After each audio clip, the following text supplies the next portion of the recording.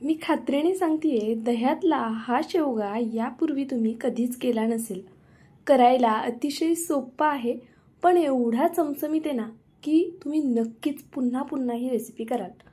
पहा, ही रेसिपी करण्यासाठी आपल्याला सगळ्यात आधी शेवगा लागणार आहे. आणि हां, मी आज शेवग्याची कोणत्याही प्रकारची तुम्हाला पातळ भाजी दाखवणार नाही आहे, त्यामुळे व्हिडिओ नक्की शेवटपर्यंत पहा. अर्थात आज आपण सुक्की भाजी करणार आहोत शेवग्याची, पण माझ्या पद्धतीने. तुम्ही जर या पद्धतीने शेवगा केलात ना, कसलंही वाटण न करता भरपूर मसालेदार आणि त्याचबरोबर एवढी चटपटीत की खरं सांगते पुन्हा पुन्हा कराल. मग शेवगा महाग असो स्वस्त असो, खात्रीने तुम्ही ही रेसिपी सारखी कराल, इतकी चविष्ट होते. बरं, पाहुणे आल्यावरती करावी अशीच आहे बरं का. तर पहा, या रेसिपीसाठी आपण शेवगा घेतला आहे. तुम्हाला किती क्वांटिटीत हा पदार्थ करायचा आहे ना, त्यानुसार तुम्ही इथे शेवग्याच्या शेंगा घ्यायच्या आहेत. आणि व्हिडिओत दाखवते त्या पद्धतीने ह्या शेंगा आपल्याला साफ करून घ्यायच्या आहेत. म्हणजे शेवगा असा कट करायचा, लहान मोठा जसा तुम्हाला आवडत असेल तशा पद्धतीने. आणि मग त्याच्यावरची जी शीर आहे ना ती काढून घ्यायची, जमेल तितकी काढायची. ही शीर शक्यतो जरा कडवट असते, त्यामुळे जितकी शक्य होईल ना तितकी ही वरची जी साल आहे ती काढून घ्यायची.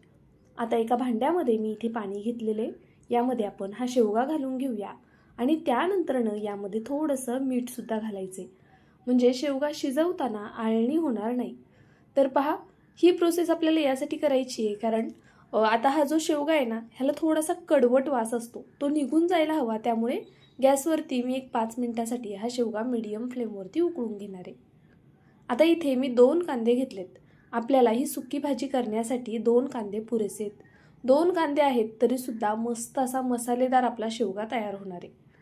पहा, सगळ्यात आधी मी कांद्याची साल काढून घेतली. त्यानंतरनं कांद्याची जी वरची बाजू असते ना देठाकडची, ती काढून घ्यायची. आणि मग अशा पद्धतीने हा कांदा आपल्याला छान असा बारीक चिरून घ्यायचा आहे. जितका बारीक चिरता येईल तितका बारीक चिरून घ्या. तर पहा, मी असा सुरीनेच हा कांदा बारीक चिरून घेते. तुम्ही चॉपरमध्ये फिरवलात तरी चालेल किंवा सुरीने चिरून घेतलात ना असा तरी चालेल. तर इथे मी संपूर्ण कांदा अशाच पद्धतीने चिरून घेतला. आता इथे मी 2 टोमॅटो घेतलेले आहेत. लहान आहेत म्हणून 2 घेतलेले आहेत. जर मोठा असेल एकच घेतलात तरी चालेल. तर पहा, इथे छान लाल टोमॅटो घ्यायचा आणि असं जरा लहान लहान मी 2 घेतलेत. स्वच्छ धुवून देठाकडची बाजू कापून घ्यायची. त्यानंतरनं मधल्या बिया काढून टाकायच्या आवर्जून. आणि मग असा हा टोमॅटो चिरून घ्यायचा आहे. तर पहा, टोमॅटोसुद्धा जितका शक्य होईल ना तितका असा बारीक चिरून घ्या, म्हणजे मग तो लवकर शिजायला मदत होते. आणि टोमॅटो बारीक चिरल्यामुळे हा मसाला जो आहे ना तो छान मिळून येतो. तर इथे आपला संपूर्ण टोमॅटो बारीक असा चिरून झालेला आहे. आता मी इथे पहा मुठभर कोथिंबीर घेतली आहे. ही कोथिंबीरसुद्धा आपल्याला छान बारीक चिरून घ्यायची आहे. मी इथे तुम्हाला थोडक्यात गोष्टी दाखवते म्हणजे तुमच्या लक्षात येईल की किती क्वांटिटीमध्ये आपण हे पदार्थ घेतलेत. डायरेक्ट कढईमध्ये कांदा टाकताना दाखवलं किंवा टोमॅटो टाकताना दाखवलं ना तर कधी कधी अंदाज येत नाही समोरच्यांना की नक्की किती टोमॅटो घेतला असेल, केवढा असेल. तर त्यामुळे मी फक्त तुम्हाला इथे साईज दाखवण्यासाठी अर्धा अर्धा टोमॅटो किंवा कांदा चिरून दाखवला आहे. तर पहा, आपण इथे कोथिंबीरसुद्धा चिरून घेतलेली आहे. आता भरपूर असा लसूण घ्यायचा आहे आणि हा लसूण ना आपल्याला ठेचून घ्यायचा आहे. खलबत्त्याच्या दांड्याने किंवा मग तुम्ही पेल्याने, तांब्याने, ग्लासाने कशानेही ठेचू शकता. पण लसूण थोडा जास्त घ्या आणि छान असा ठेचून घ्या. ठेचून घेतल्यामुळे लसणाचा जो आरोमा आहे तो या भाजीमध्ये खूप छान उतरला जातो. मी तर म्हणेल चिरून नकाच घेऊ, ठेचूनच घ्या. आता इथे कढई गरम करण्यासाठी ठेवली आहे. कढईमध्ये गरजेनुसार तेल घालायचं. आता हा शेवगा मला थोडा चमचमीत हवा आहे, त्यामुळे मी इथे 2 चमचे तेल घातले.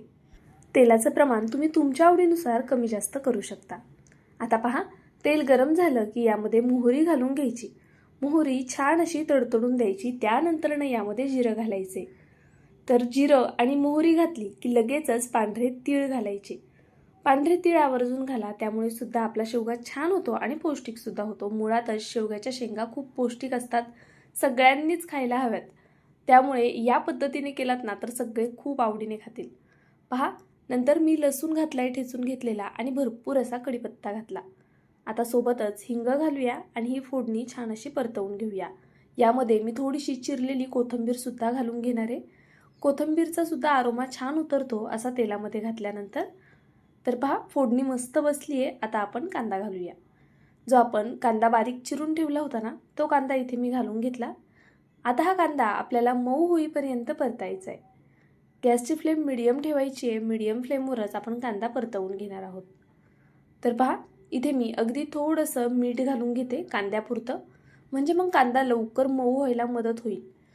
कांदा असा मस्त मऊसूत शिजला ना की मग आपली भाजी छान अशी मिळून येते. तर पाहू शकता तुम्ही इथे कांदा मस्त आता शिजलेला आहे, ट्रान्सपरंट झालेला आहे आणि असा मऊसूत झालेला आहे. आता आपण यामध्ये कट केलेला टोमॅटो ॲड करूया. आपल्याला हा दह्यातला शेवगा करायचा आहे, तर दहीसुद्धा पुढे आपण ॲड करणार आहोत. कधी ॲड करायचं, किती ॲड करायचं, आपण टोमॅटो एवढा वापरला आहे, मग दही किती घ्यायचं, ते सगळं तुम्हाला पुढे समजणार आहे. त्यामुळे व्हिडिओ शेवटपर्यंत पहा.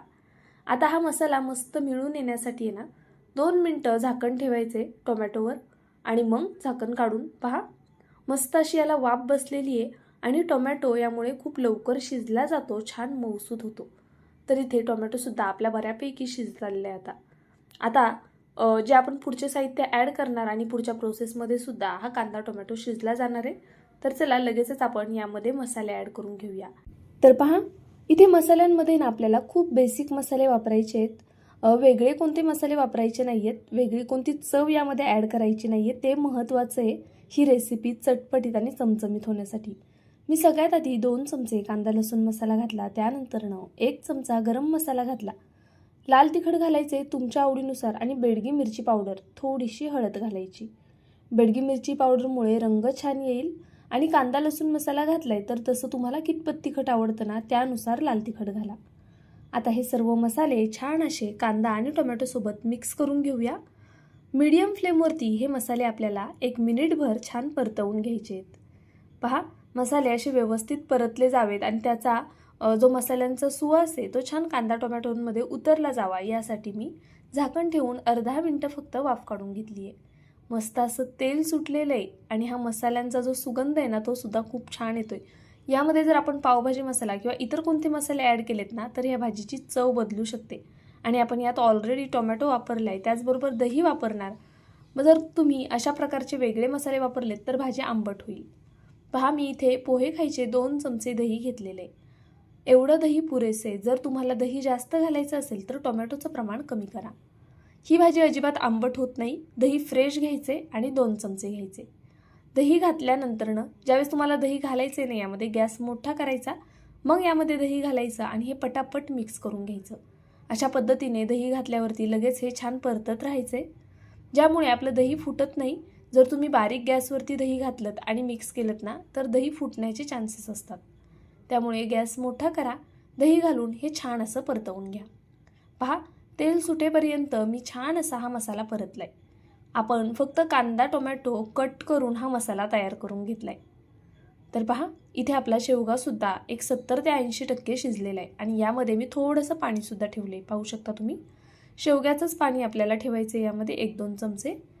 आणि आता आपण हे सर्व छान असं एकजीव करून घेऊया. हा असा मसाल्यातला शेवगा, दह्यातला शेवगा खायला एवढा कमाल लागतो ना, खात्रीने सांगते तुम्ही पुन्हा पुन्हा कराल. आणि तुम्हाला कदाचित फरक जाणवत असेल की व्हिडिओमध्ये ना थोडीशी वेगळी दिसतीये रेसिपी. ह्याचा कलर खरं म्हणाल ना तर एकदम लाल जरत असा कलर आलेला ह्या भाजीला, खूप अप्रतिम आलेला. माझा जो कॅमेरा आहे तो एवढा ॲक्युरेट पकडू नाही शकत आहे त्याला, पण खरं सांगते खूप जास्त छान रंग आलेला भाजीला, कारण आपण यात बेडगी मिरची पावडरचा वापर केलेला आहे. पहा, इथे मी चवीनुसार मीठ घालून घेतले. आपण आधी शेवगा शिजताना मीठ घातले, सोबत कांद्यामध्ये सुद्धा आपण मीठ घातलेलं, तर मीठ त्यानुसार आपल्याला इथे अंदाज घेऊन घालायचे.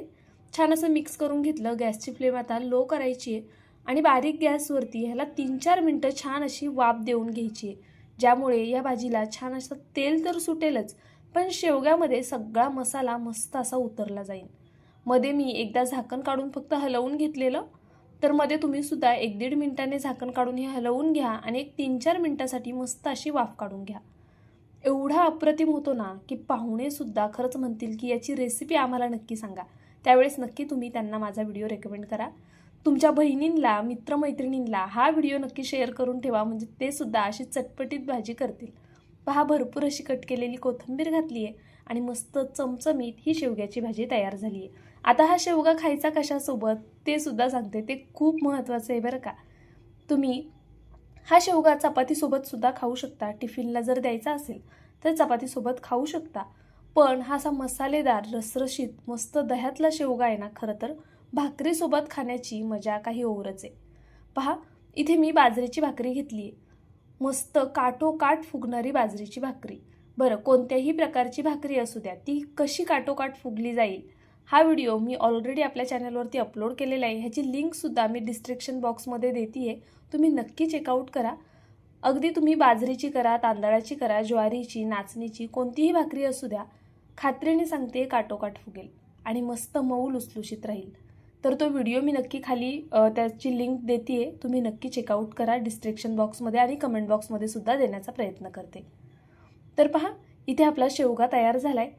शक्यतो हा शेवगा ना भाकरीसोबत जास्त छान लागतो आणि मी हा 2 माणसांसाठी केलेला आहे एवढा शेवगा, तरीसुद्धा पुरत नाही. तर तुम्ही विचार करा आता तुम्हाला करताना किती क्वांटिटीत करायचं आहे ते, कारण की खरं सांगते खूप अप्रतिम होतो आणि सगळ्यांना आवडेल ना असाच होतो.